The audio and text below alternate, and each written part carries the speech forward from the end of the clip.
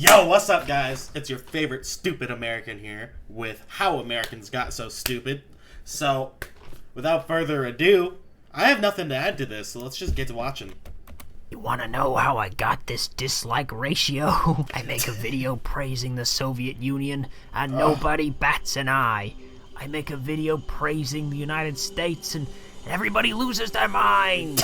Okay, fine. That's tough. Man, that's funny. I hear you. You only want to hear things that confirm what you already believe. I get it. Let's talk about why Americans are stupid. Yo, should I watch that video? Should I watch the Why America Could Be a Utopia video? Let me know in the comments. I don't think I've ever watched that.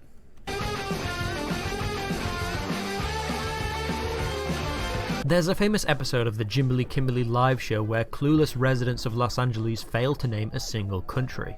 Is it South Africa? Yeah, the country of Asia. Greenland or Iceland or something. Although these are no doubt cherry Come picked, on. I'm sure if you stood in a big city all day and shoved a camera in people's faces and asked them questions, you'd be able to find 3 minutes worth of people who couldn't answer on the spot. That is true. I feel like that is something that gets overlooked a lot when you watch these How American, unless it's done on a live stream, it's hard for me to believe that anything's not cherry picked. You could do the same thing with How Americans Are So Smart, right? Like, if it's not done on a live stream where people are seeing this live action with no cutting or editing, it's hard to believe. And the only times I've ever seen that is people drunk out of their minds. Miss, for $1, name a woman. Name a woman? Yeah. But the Name a stereotype woman. that Americans are ignorant about the wider world is largely true. Oh, yeah. These people can't name a country because they don't care about other countries. That is 40% of fairly true. Americans have a passport, compared to 66% of Canadians and 76% of Brits. In 1994, it was only 10% of Americans. Damn. But that doesn't mean Americans have gotten more globe-trotting since then. That's what I was about to say. Okay, let's see what he has to say then. It was because after an above-average episode of the news, it became mandatory to need a passport when entering Canada and Mexico. Oh, So it's fuck. fair to say that a very small percent of Americans will be leaving this corner of the world. As I said in a previous video, America has all you'd ever want geographically within her borders. Why go anywhere else? I've said that before. Long ass time ago. I was like, and that is a lot of people's logic. Like, if I want to go to the beach where you guys think, oh, okay, let's go to a tropical country, I think, let's go hit up Hawaii, or let's go to California or Florida, That's just kind of how a lot of people think. And a lot of people then argue the culture, which I tend to agree with. That is the only real reason, at least for me, to leave up and go see a place outside of geographically, right? Don't get me wrong, I was watching a video of Norway and y'all got crazy mountains. We have crazy mountains too, but when you put on top the crazy mountains plus the history, that is a better reason to go to Norway than just the mountains, if that makes sense. The foreign cultures, maybe? Americans don't care about that either. On the list of the Okay, I don't think it's we don't care. I think it's a out of sight, out of mind. Up until I started this whole YouTube journey, I never thought of other cultures. It's not something that's in my brain to, hey, what's going on in fucking France? We don't think of it. It's not a we don't care, because I feel like in order for it to be a we don't care, it's we'd have to go out of our way to not give a shit. But when it's from, kids, we're never even talking about it. Of course it's going to be out of sight, out of mind. highest grossing movies in the USA, you have to go all the way to 520th place to get a movie that isn't American. It's Crouching Tiger, Hidden Dragon, by the way. That is so random. Couldn't even beat The Nutty Professor. Somebody please check up on Ang Lee. I think he might have killed himself. Neither do global affairs hold the average American's interest. When asked about the Kyoto Climate Accords, who the Taliban are, or who Nicolas Sarkozy is, Americans are... I have no idea who the hell Nicolas Sarkozy is. are woefully Yeah, I'm not gonna lie, I didn't know about the whole temperature thing either, but I know what the Taliban is. Fully underinformed compared to other developed nations. In 2009, only half knew that last year's Olympics were held in Beijing. Oh, but of course, when asked to name American celebrities, they had no trouble at all. I'm gonna be honest, I'd probably fuck up naming American celebrities too. Like, I'm gonna keep it real. My, like, media source is YouTube. I watch YouTube as my TV most of the time, and if it's not YouTube, I'm probably watching, like, The Sopranos or fucking some kind of car racing show. So, in all fairness... At the same time, we non-Americans are flooded with American culture. Some British people know more about American politics and history than their own. Some British people know more about the shit than Americans. Like, I'm gonna keep it 100. Like, there are a lot of British people that probably know more about our politics than we do, because, yeah. Into the trench, depth, or the z-axis is... It's z-axis, you floppy-haired moron. France had to pass laws banning radio stations from playing... Damn, that's a violation. Too much American music. Why? That's stupid. There are only 2 countries in the world where Coca-Cola is not sold. Wait, scratch that. This journalist from Finland bought a Coke at a water park in Pyongyang in 2017. And what's this hiding in the background of somebody's holiday snaps at the National Hotel de Cuba? Look, you know something's up when remote tribesmen in the Amazon rainforest who don't even have electricity know who Michael Jackson is. Bruh! Is that real? There's no way that's real. If that's real, that's great. Americans used to be quite well read.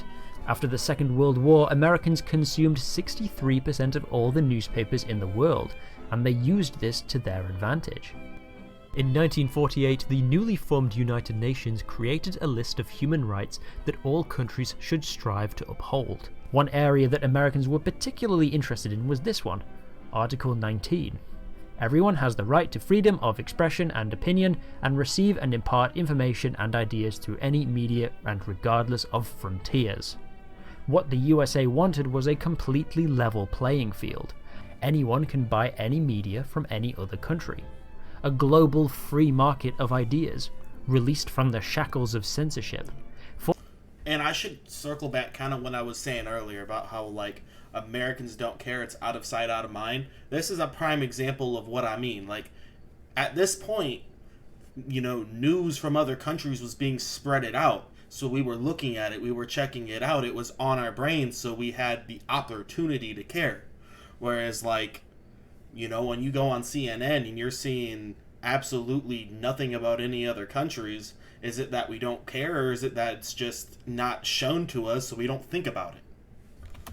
For if anyone can gain access to the truth, we cannot be marched into the same kind of ignorance and intolerance that characterized the Axis nations of the war.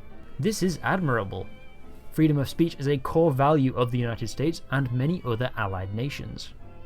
But some delegates, like those from India, questioned the US's motives. If you believe in an equal access to information and culture, shouldn't you redistribute some of your media creating capacity to developing nations like ours, so that we have an equal opportunity to tell the world our stories? The Americans would not budge. Of course, they knew deep down that India was right. The American delegation to the convention was highly populated by journalists and media magnates.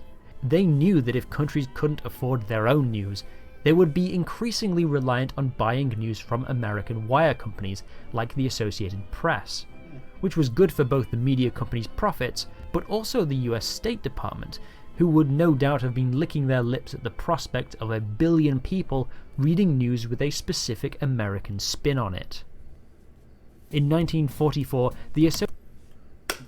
see, this is what I'm getting at. This is what I'm talking about. Like, they like to spin the news and kind of have, especially here, I don't know about in other countries, I feel like this is less true in other countries, but especially here, they like to try to pin people against each other, right? You see it all the time, right? The fucking Biden supporters versus the Trump supporters, they're fighting with each other, and while they're arguing amongst each other, the government's just screwing everybody over exactly the same. It's the stupidest thing. Associated Press sold news to 38 countries. Within 8 years, that had doubled to 70 countries. In the 1950s, around half of films shown. And also, before someone asks, if y'all really want to know what I support South Park's logic. It's a giant douche versus a turd sandwich. They both suck in their own ways. Like, there's not, between the two of them, a perfect president. And, yeah, that's how I feel. In my opinion, neither. In European and Asian cinemas were American. I don't even know who I'd support, 2/3 in Mexico, Brazil, and Argentina. So far, for reals. Which makes sense. Americans made grand Technicolor films brimming with Hollywood sparkle because they could afford to. Whereas war-torn Europe, impoverished Mexico, and nuclear-obliterated Japan were stuck making small-scale comedies to keep up morale. One of the most popular French movies in 40s France was 1949's The Big Day, a mostly plotless movie where a whimsical French postman gets into wacky mischief in a quaint village. There just wasn't the money or resources for anything else. Hollywood captured the European public's imagination, and they wanted more. But why is it only a one-way street? Because while you can do or say whatever you want within the United States, the Constitution also says that the American government can regulate what goes in or out. This is the part where I don't fully support, right? Because in my brain, I feel like everybody should have the right to see everything, and within reason, right? Because I understand, say, like, there's some top secret government, like, military projects that people don't need to be knowing about. But, like, as far as news and, like, what's going on in the world, I feel like everybody should have the right to see everything. In the Cold War, anything that might be considered communist. And then that way, and also I feel like that should be, like, there should be no, like, I see especially going on the news, right? Like, and both sides do this, where they'll have, like, their own supporting, like, it's clear which side they support, so it groups people that support one thing to one side of the news, so then they're only hearing half the story. Whereas most of the time, the truth lies somewhere in the middle, and both sides are full of shit. Propaganda could be seized by the post office and never delivered. Books or even souvenirs from communist countries, for example. Pamphlets criticizing US foreign policy. Immigration reached a low point in the early 70s, with only 4.7% of Americans being foreign-born, limiting Americans' interaction with different cultures. Obviously, it wasn't totally like North Korea. Plenty of foreign movies and music were allowed into the US. But the media that caught on was either already Americanized or so plastically exotic that it doesn't really say anything about the culture where it's from. The Beatles were British, yes, but they got their start covering American rock and roll musicians. When John Lennon stepped out of line, the American government made sure that he knew it. Movies imported from Japan were mostly samurai flicks, and very few movies set in the modern day. The film Ikiru is widely considered the best Japanese film ever made, if you ignore people Never heard of that in my life. I'm gonna keep it 100 with you guys. who have never felt the touch of a woman. But this existential drama about a depressed, lonely man was only given a limited release in California, and the poster was edited to feature a stripper who is only in the movie for like 1 minute. The narrow stream of European movies that made it into the USA came in the form of the French New Wave cinema, movies that were stylistically inspired by American films, but also so stuffy that few audiences would ever want to watch them anyway. Qu'est-ce que ça peut te faire? Ça ne va pas, non? Non, rien. Je voulais dire cette phrase avec une idée précise. Je ne savais pas quelle était la meilleure façon d'exprimer cette idée. Ou plutôt, je le savais. Mais maintenant, je ne sais plus. This was further stifled by the Hays Code, a set of extremely strict regulations that were in place from 1934 to 1968. If you've ever wondered why old black and white films seem so dry, it's because of these rules. Some things that were completely banned from ever being shown in any film included bad guys winning. All movies had to end with the police outwitting the evil criminals or the criminals causing their own demise. Any nudity, even the silhouette of a booba, is an instant ban. Damn! Blood or dead bodies. When people get shot in old films, they usually just clutch the wound, but no actual blood is seen. Pointing a gun at somebody in the same frame. This is why guns are always held at waist height. Kissing for longer than 3 seconds. Interracial couples. White people as slaves. Criticism of religion or of any other country. Naturally, this prevented the more artistically liberal European films from being shown in American cinemas, and when they did get a US release, they were usually edited to remove the violence in movies and sex on TV to shout out Family Guy. Shout out Family Guy. Comply with the good old-fashioned values. At least until the rules were abolished in 1968 and replaced by the age rating system we have today. Even as the Cold War ended and the internet gave Americans unparalleled access, it's funny to think we've went from that to South Park. To the rest of the world and all of human knowledge, they still preferred to hang out on a handful of American-made websites dominated by Americans.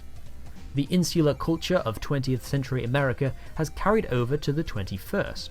Tightened border security after Septiembre Undécimo means What's the shirt insular say? culture of 20th century America has carried over to the 21st. Tightened border security. It's not gay. That's great. After Septiembre Yo, I want that shirt. That's funny as shit. Undécimo means foreign musicians can have a hard time getting visas.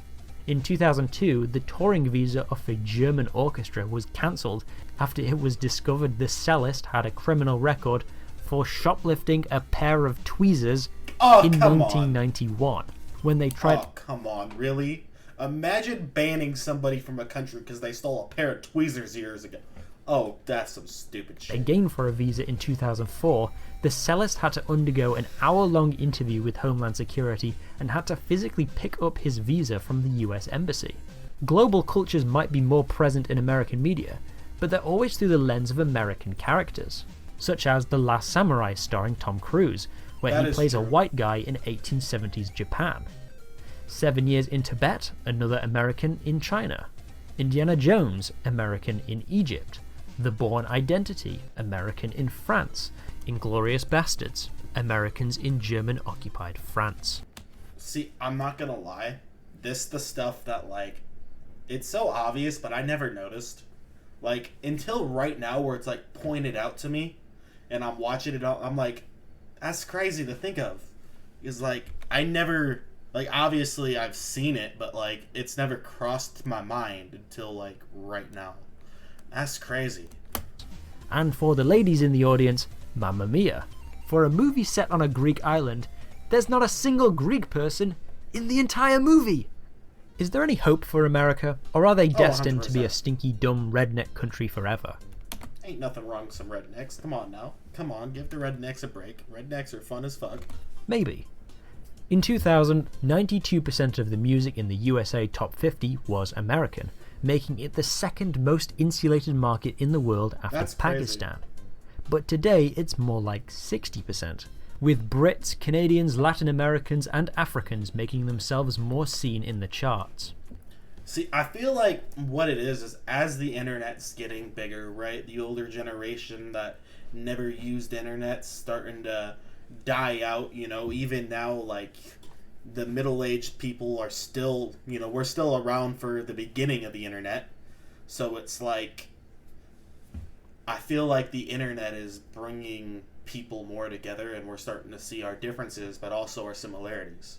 Whereas, like, in the beginning of this video, and he's talking about, like, you know, the early 60s and all that, where it's like, nobody had such an easy way. Like, there's not an easy way for, say, an average American dude like me to talk to wherever you're at, wherever you're from watching this video. Like, it just wouldn't be a thing. So it's making Americans look outward a little more, but it's just happening slowly. Each year there are more foreign films nominated at the Academy Awards than ever before. What used to be an American-only pay-to-win awards show is now an international pay-to-win awards show. As social media platforms have an element of randomness in what they show users, there is a higher chance of Americans being shown videos from other countries, forcing them to take note of what is happening. Correct. It seems the revolution will be TikToked. I've been giving the impression throughout this video that it's all or most Americans who are terminally uneducated. But American ignorance isn't as evenly distributed as you'd think.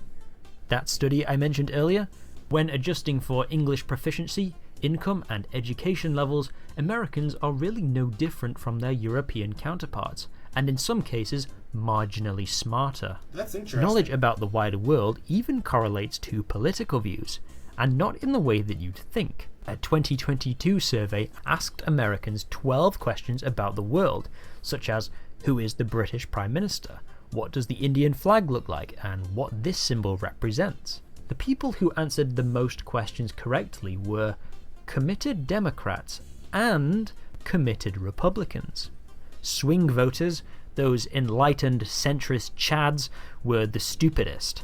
Only 40% of moderate Republicans could name the US Secretary of State, compared to 60% of convicted Republicans. Only half of moderate Democrats knew that the USMCA trade agreement replaced NAFTA, compared to 66% of convicted Democrats. Also, I just thought it was funny that the more Americans know about the European Union, the more favourable view they have of it. So are Americans ignorant? Many of them are, but it isn't their fault. It's a mix of geography, American imperialism, Cold War paranoia, moral puritanism and economic factors that create a paradoxical nation that is both the most expansive empire but also an informational prison of their own making. God bless you stupid bastards. That dude's funny. He said, God bless you stupid bastards. Yo, this was a funny video, man. Like, it had a lot of truth to it, but it had some moments that made me laugh. Hey, give me a giant ass like, comment, subscribe, ring the bell, click all. Go subscribe to Brit Monkey. Subscribe to Brit Monkey, man. Give this dude some subscriptions. Either way, I'm out. Bye.